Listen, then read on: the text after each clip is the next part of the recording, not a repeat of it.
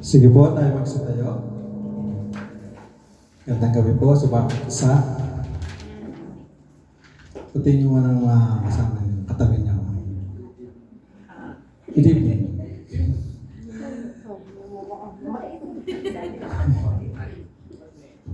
Sige, tayo po ay muko pumikit, tayo ay manalangin.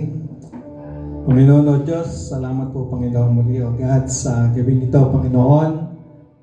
Tunay nga po Lord na kasama ka namin Panginoon sa gabing ito, Panginoon o Diyos. Narito ka sa lugar namin.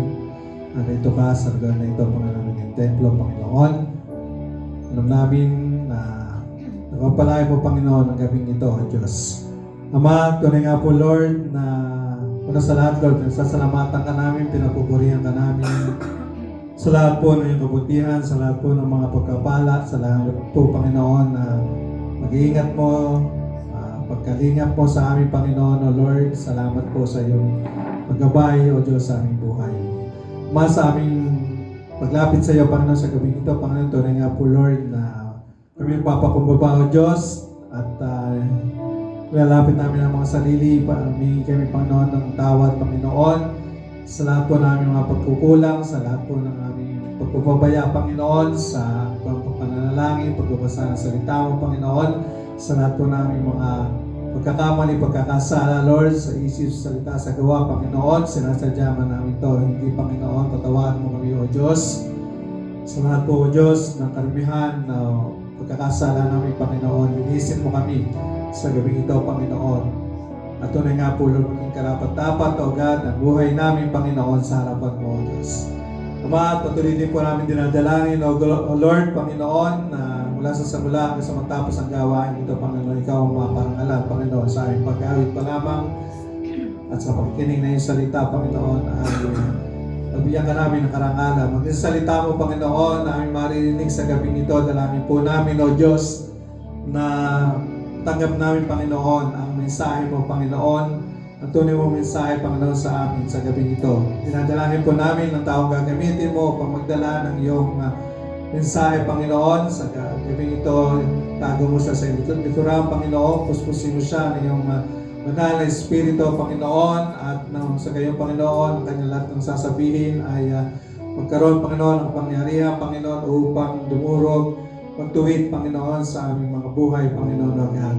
Salamat po, tunay na inakin namin ang banal na Espiritu mo, Panginoon, at siyang dakila namin tagapagturo sa gabing ito, Panginoon, ang magbibigay sa amin ng kapahayagan, O Diyos, mula sa iyong mga salita. Na mapurihin ka, dakilain ka, Panginoon, sa gabing ito. Tunay nga po, Lord, tinataas namin ang gawain ito sa pangalan po ng Panginoon Jesus. Amen. Amen. Praise God.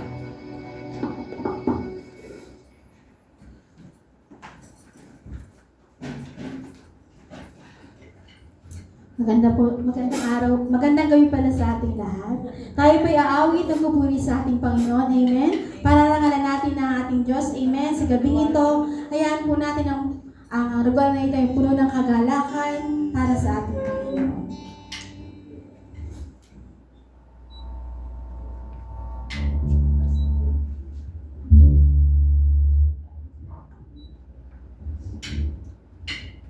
Hallelujah, Lord. Purihin ka, Ama.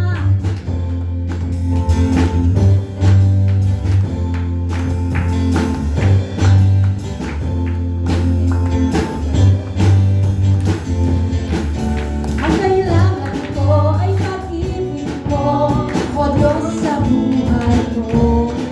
Ang kagalakan mo'y kalakasan ko. Ikaw ang nais ko.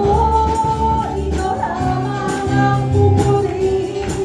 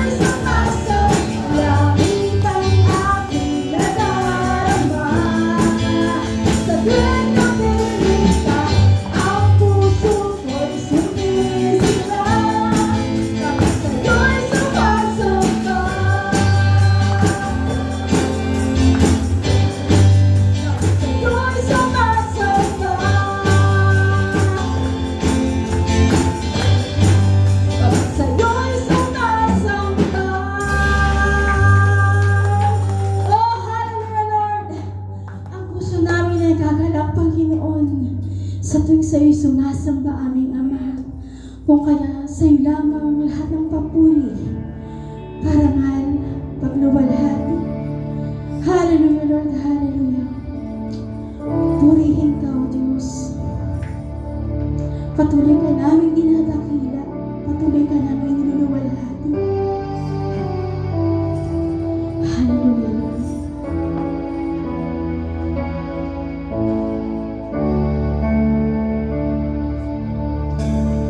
Purihin ka, O Diyos.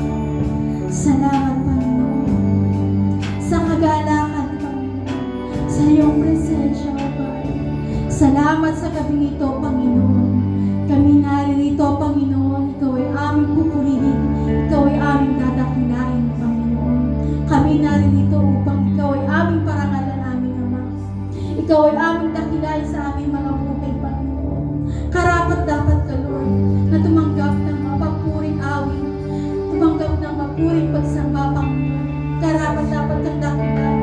Luwalhatiin sa bahing, Panginoon. Hallelujah, Lord, hallelujah. Salamat, Panginoon, sa gawin ito. Salamat, Lord. Salamat, Panginoon. Itinako mo kami dito upang kami makapagpuri at sumamba sa inyo.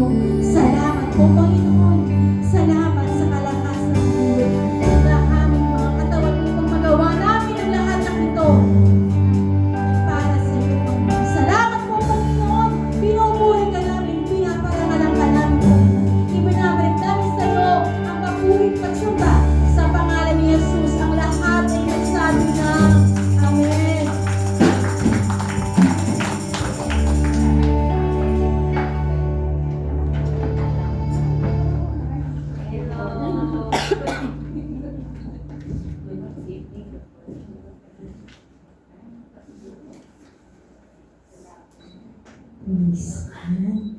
Isang gandang gabi po sa ating lahat.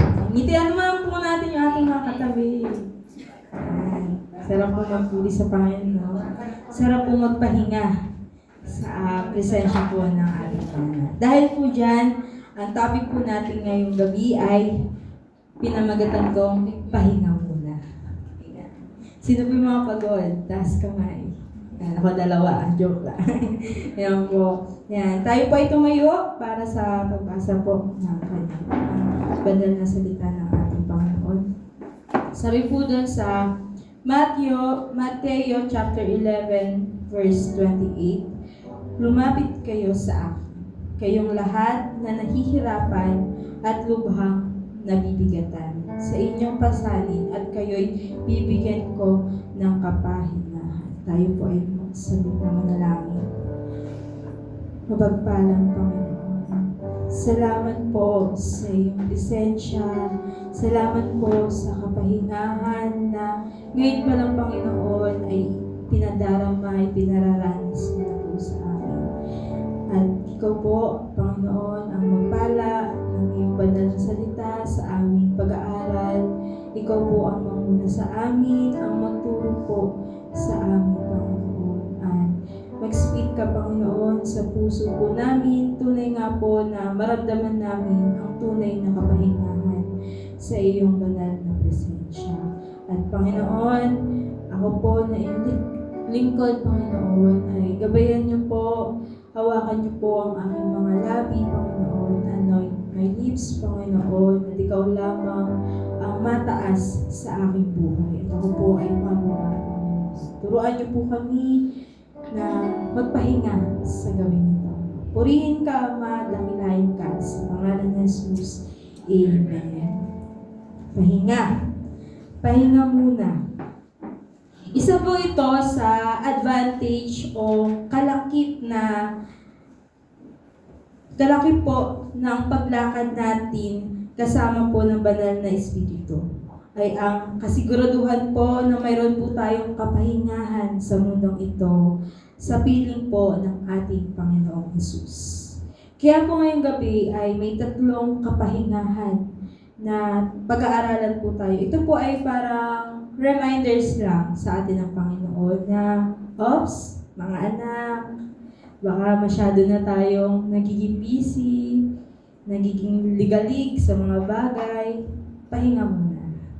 Ito po yung tatlo. Una po ay physical rest. Ayan. Pagpapahinga ng ating katawan. Karamihan po sa atin, alam naman po natin yan na kailangan ng katawan natin ang pagpapahinga. Di ba po, makina man nasisira man. Nasisira din kapag hindi po napapahinga. Ganun din po ang ating katawan. At karamihan po sa atin, alam po natin to at hindi po natin ito binibigyang halaga. Ang physical rest, ang pagpapahinga ng ating katawan. At ako din po, guilty, very reasonable doubt na talagang minsan bombarded na po ako sa mga gawain sa mundo pong ito na nagiging busy na tayo sa mga gawain sa mundo ito. Talagang inaano natin yung limit natin, minamaximize natin yung limit ng katawan natin para lang sa mga bagay sa mundo ito. Opo, natutulog po tayo nagpapahinga kung minsan, pero kung susumahin po natin yung pahinga natin, yung tulog natin, sa pagod po natin sa maghapon na pagtatrabaho, pag-aaral, malalaman po natin at makikita natin na kulang po yung pahinga ng katawan natin. Bakit po kaya? Bakit po kaya ganon? Dahil siguro po sa naisin natin na makapagpundar ng mga bagay po sa mundong ito, kumita ng pera para po mapaprovide po sa pangailangan natin, ng ating pamilya at ng ating sarili sa pang-araw-araw. Ang sabi po sa mga ngaral, chapter 1, verse 14, nakita kong ang lahat ng gawa ng tao sa mundong ito ay walang kabuluhan. Ito'y tulad lang ng paghahabol sa hangin. Lagi nating naririnig po ang mga salitang sinasabi na pag tayo po ay namatay, wala tayong madadala na kahit ano mula po sa daigdig nito. Lahat ng pinaghirapan natin, kayamanan natin, pinagtapusan natin, hindi po natin yan madadala. Pero gaano po ba natin nauunawaan ang mga salitang ito? Gaano po ba ito talaga, gaano po natin ito isinasa puso? May isa pong tao sa Bible na doon ko po na-realize yung kahalagahan po ng pagpapahinga. Isa po sa kahalagahan ng pagpapahinga. Si Haring Solomon. Siya po sumulat, di ba po, ng mga ngaral. At kung babasahin po natin to, mababasa po natin doon, ilang beses po niya sinabi na walang kabuluhan ng mga yaman, walang kabuluhan ang talino natin dito sa mundong ito. Lahat ng bagay walang kabuluhan. Dahil alam naman natin kung saan po tayo hahantong pagdating ng araw. At ito po ay nanggaling sa isang taong pinakamayaman po at pinakamatalino sa Bible. Imagine niyo po, alam niya po ay siya po yung pinakamayaman, pinakamatalino, pero sa kanya po nagmula ang mga salitang ito na walang kabuluhan ang mga bagay na nakakamit natin sa mundong ito. Kaya sabi po doon sa awit, chapter 127, verse 2, hindi dapat pakahirap magpagal sa hanap buhay, maaga pa akong bumangon, gabing-gabi kong humimlay.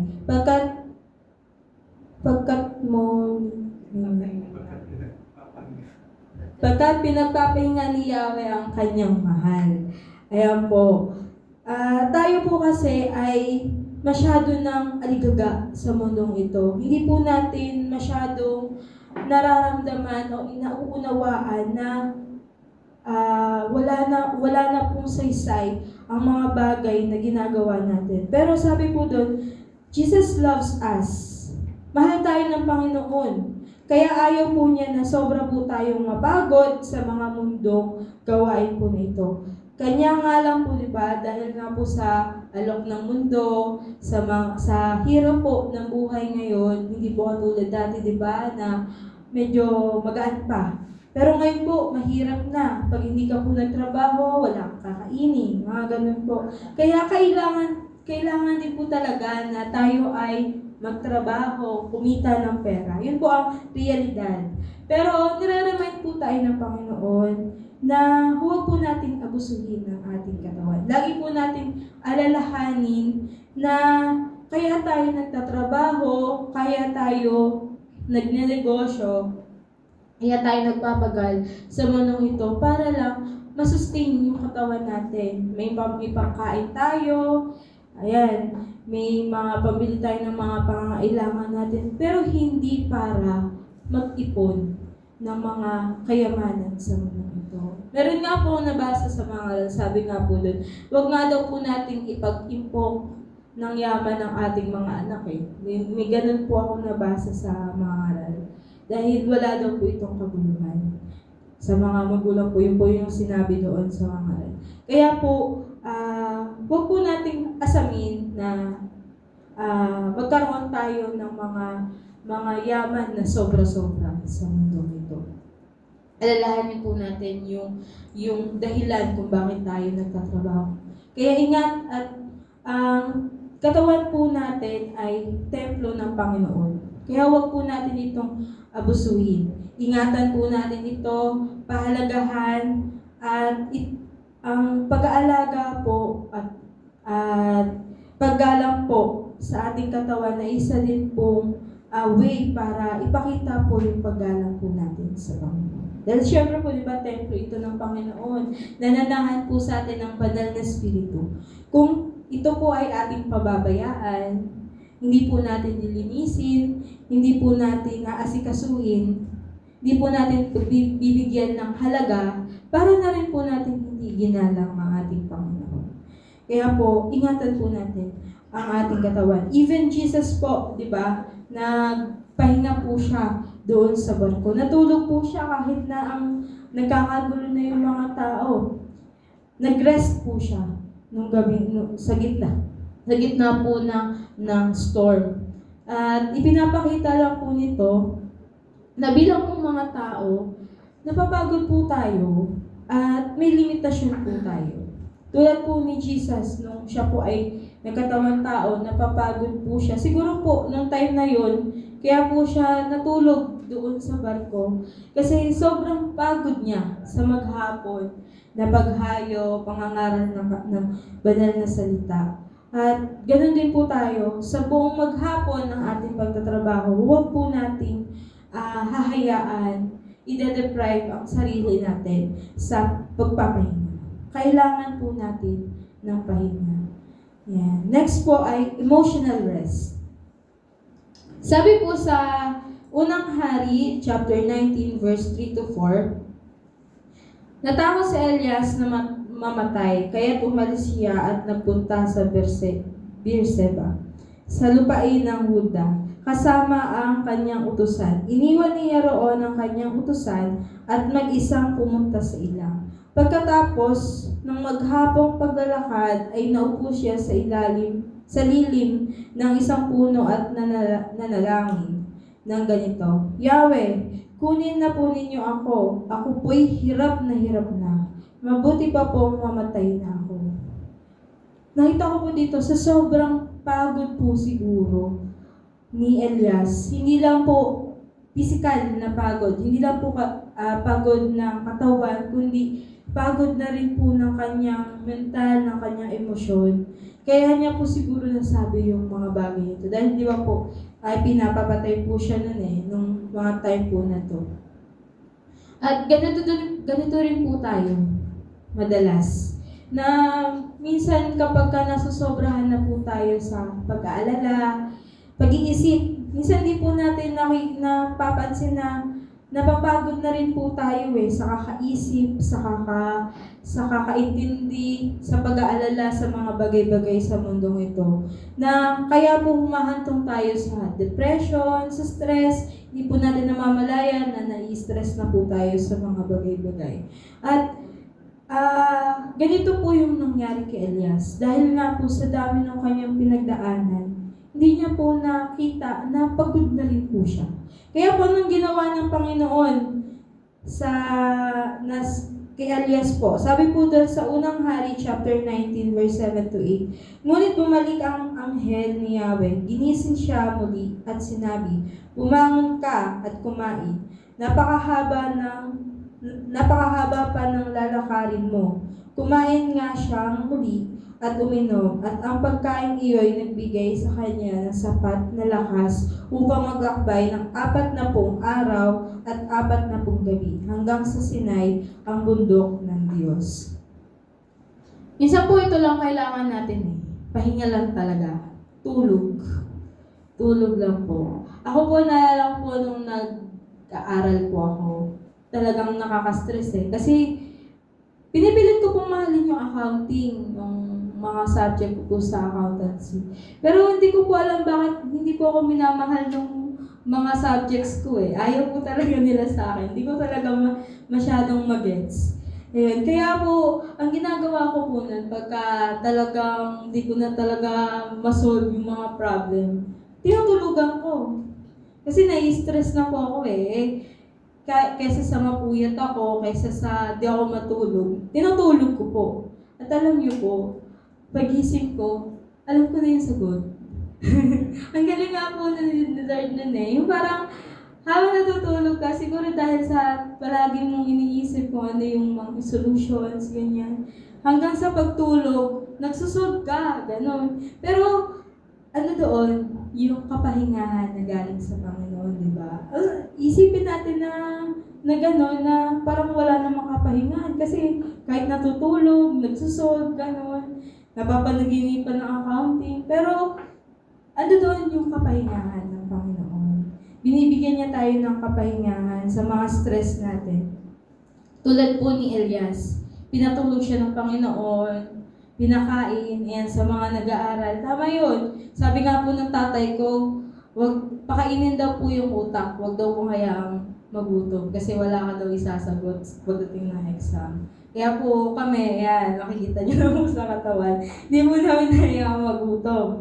Ayan, yun po yung sinasabi sa amin ng tatay namin, na wag papabayaan ng pagkain. Yun. So, ganun po si Elias. Ginawa po ng Panginoon kay Elias. Pinakain siya, pinatulog, ginising, pinakain, pinatulog, tapos, ayun, pagkagising po niya, may lakas na siya. 40 days po siya naglakad, araw-gabi. Ayan, 40 araw at 40 gabi, naglakad po hanggang sa Sinai, si Elias. At ganoon din po tayo. Sa tuwing tayo po ay napapagod, may mga problema tayo sa buhay, huwag po natin hayaan na kainin tayo ng mga problema ito. Huwag po natin itong pagnilay-nilayan masyado. Hayaan po natin ang Panginoon ang magbigay sa atin ng sagot. Na dun sa mga problema po natin. Tulad po ng mga accounting problems po. Hayaan po natin si Lord na magbigay po sa atin ng mga sagot.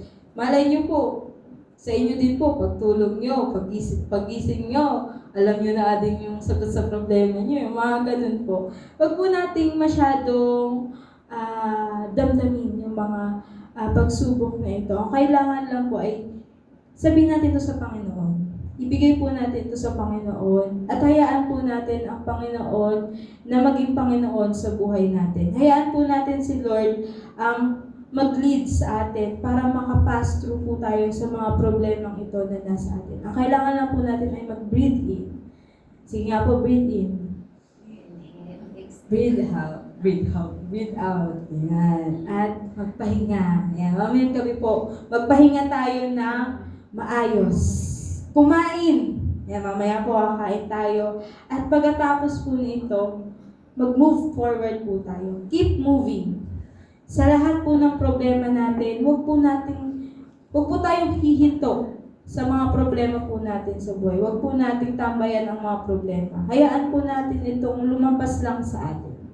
Hayaan po natin ang Panginoon ang gumawa ng paraan sa mga problema po natin sa buhay. Hayaan po natin na mapahinga lang po tayo. Ipahinga po natin ang ating mga emosyon. Lagi po natin pagnilay-nilayan ang mga promise ng Panginoon na hindi tayo iwan, hindi po tayo mababayaan ng Panginoon.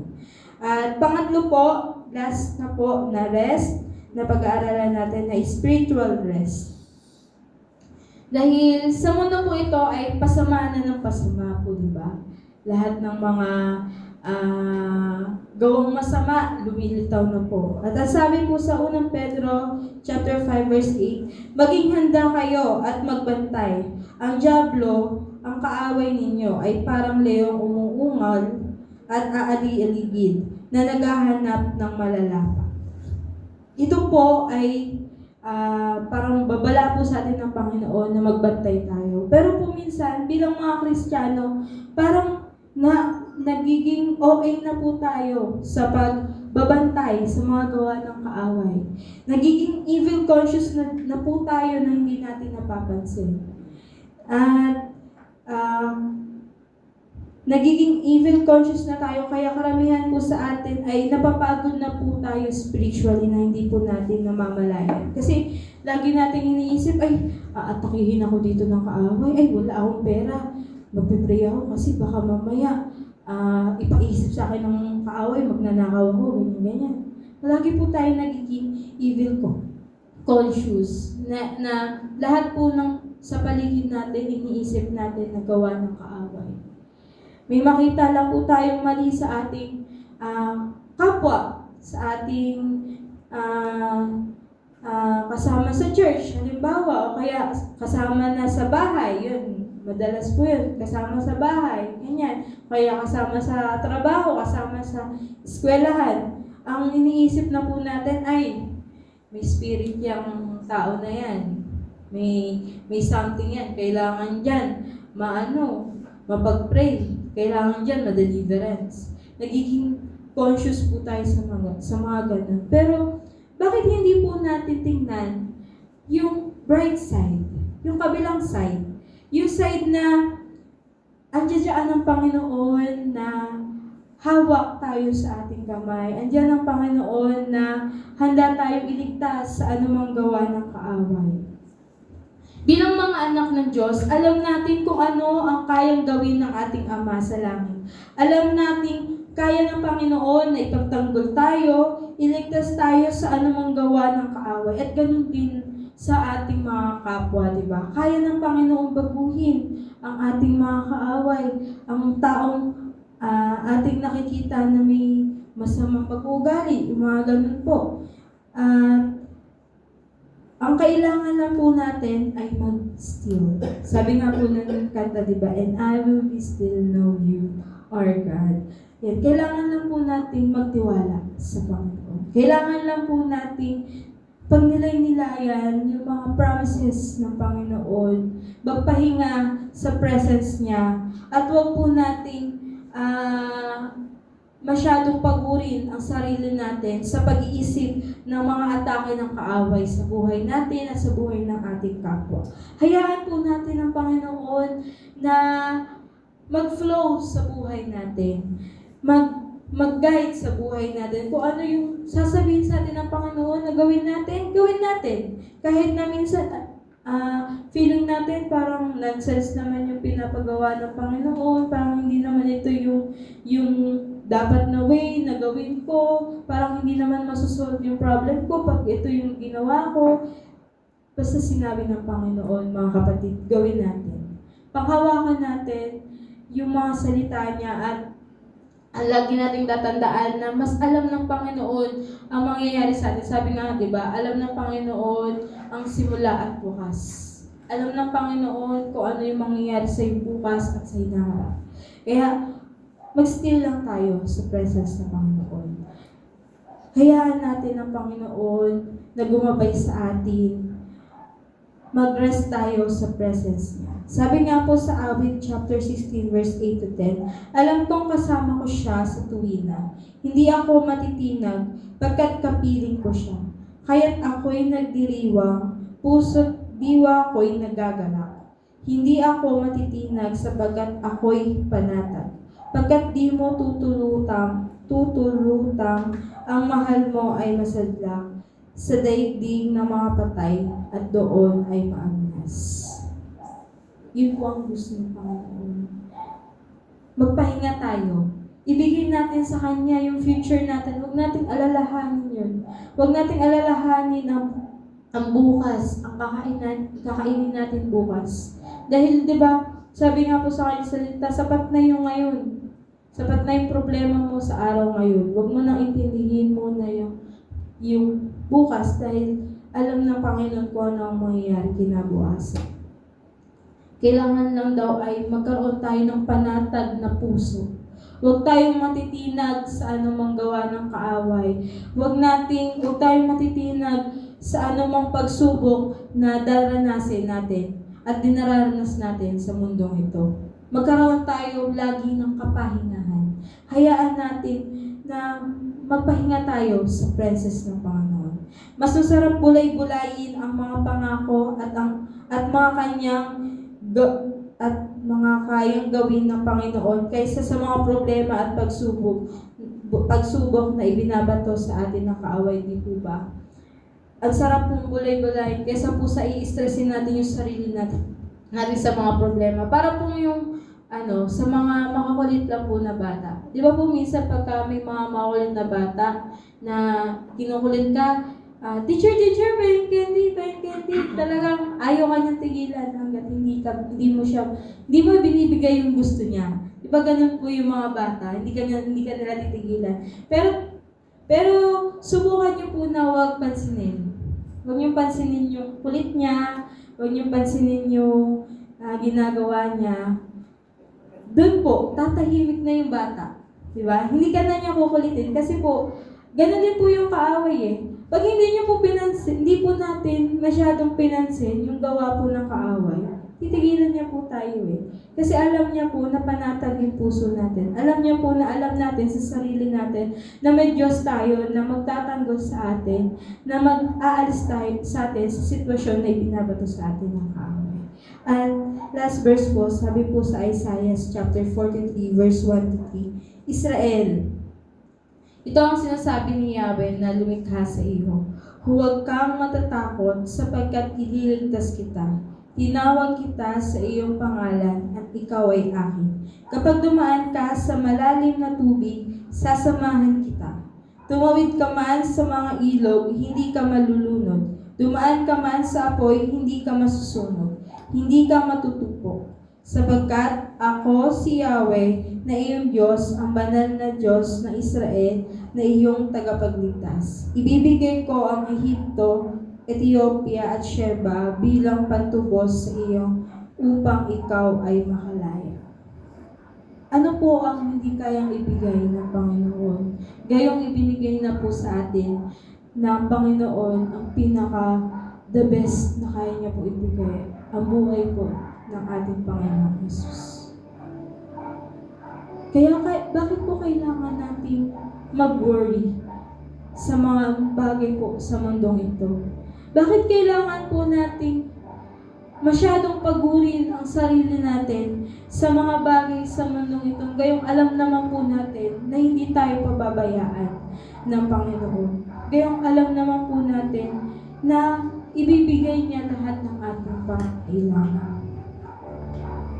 Sa gabi po ito, nire-remind po tayo ng Panginoon na matuto po tayo mag-rest. Matuto po tayo mag-still sa presensya po niya. Na huwag po nating tingnan o pakinggan ang ingay po ng mundong ito. Ang gusto lang po ng Panginoon ay pakinggan natin yung voice niya. Pakinggan natin yung pangungusap niya sa buhay natin. Dahil yun po ang gusto ng Panginoon eh. Bigyan tayo ng kapayapaan, bigyan tayo ng kapahingahan. Ayaw ng Panginoon na napapagod tayo. Ayaw ng Panginoon na nalulungkot tayo, nag-worry tayo sa mga bagay sa mundo ito. Hayaan natin ang Panginoon na maging Panginoon sa buhay natin. Huwag natin angkinin ang pagiging Panginoon sa ating buhay. Hayaan natin ang Panginoon na ibigay ang lahat ng ating pangangailangan. Gawin lang natin yung sapat at tama na gawin natin sa mundo ito. Tayo po ay manalangin. Hallelujah, hallelujah. Purihin ka, Panginoon. Salamat po sa pagre-remind mo po sa amin, Panginoon, na kami po ay dapat na magpahinga sa mundo pong ito. Na manatili po kami sa iyong presensya, Panginoon, na huwag po namin masyadong mag-worry, Lord, sa mga bagay sa mundo ito. Salamat po dahil nire-remind mo kami na ikaw ang Diyos na nagbibigay po ng lahat ng aming pangangailangan. Ikaw ang Diyos na nagliligtas sa amin, nag-aalis sa amin sa mga sitwasyon po namin sa buhay, na minsan ay hindi po namin alam kung paano po kami makakaalis sa mga sitwasyon ito. Salamat po sa iyong reminder, sa iyong kapahingahan na pinagkaloob po sa amin. Nawa, Lord, ang kapahingahan na ito ay maramdaman namin hanggang sa aming pag-uwi, Ama, hanggang sa buong linggo po na ito, Ama, at may-share din po namin ito sa aming mga kakilala, Panginoon, at huwag po masayang ang bawat salita mo, Panginoon, na aming napag-aralan sa gabing ito. Purihin ka, Panginoon, ikaw po ang mataas sa aming buhay sa gabi po ito. Salamat po, purihin ka, Ama, dakilain ka sa pangalan ni Jesus. Amen.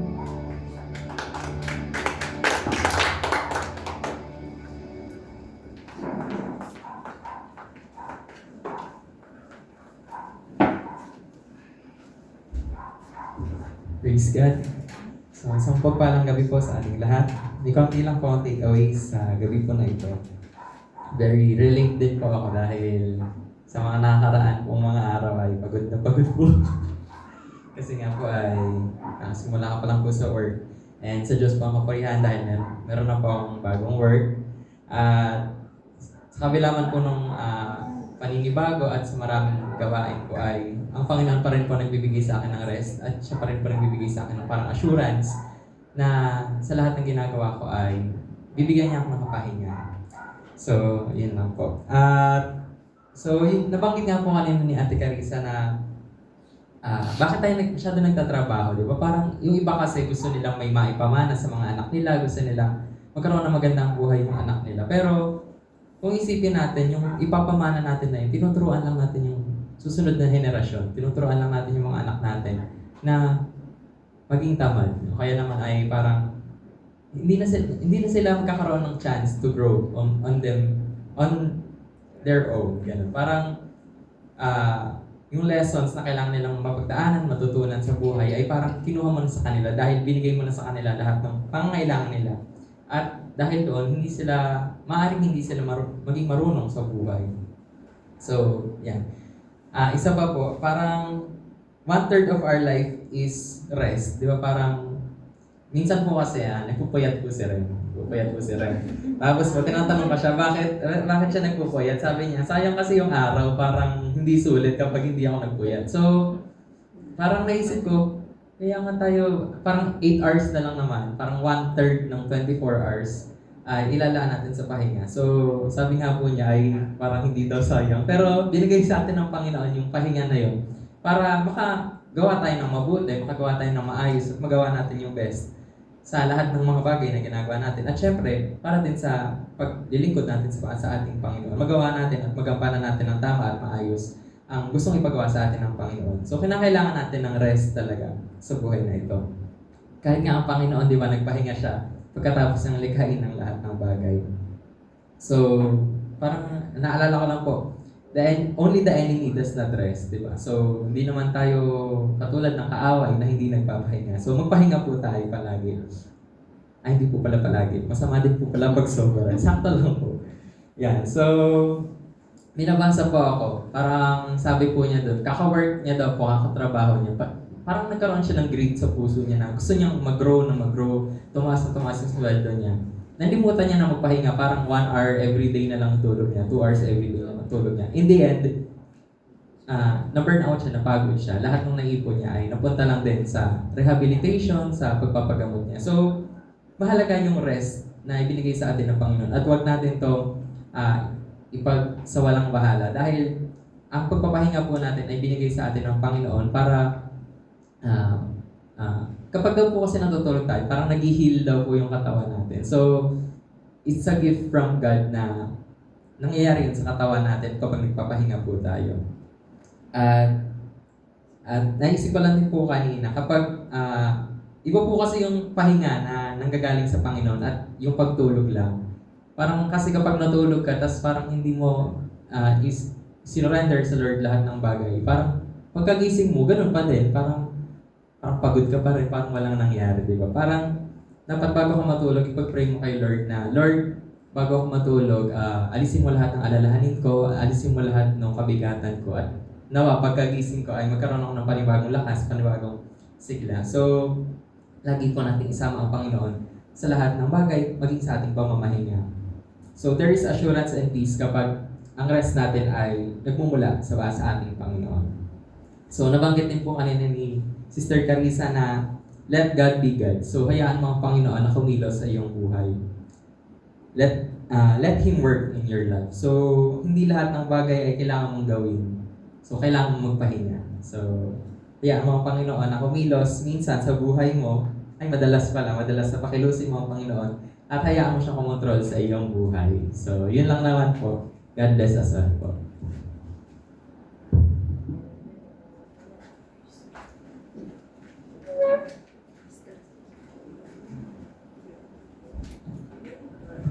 Yes, God. Para sa ating pong closing prayer, tayo pong lahat ay tingnan.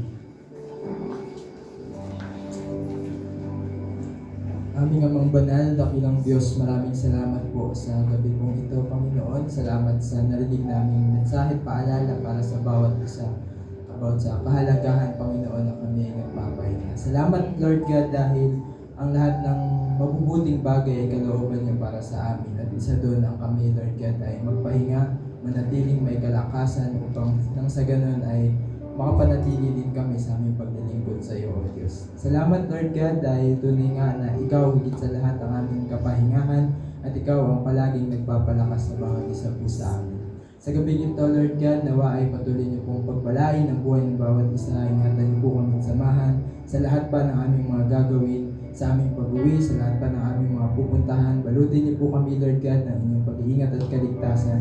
Patuloy kang maparangalan at maghari sa aming buhay, Lord God. Sa inyo po ang lahat ng papuri at pagsamba, lahat ng luwalhati at pagdakila sa pangalan po ng aming Panginoong Yesus. Amen.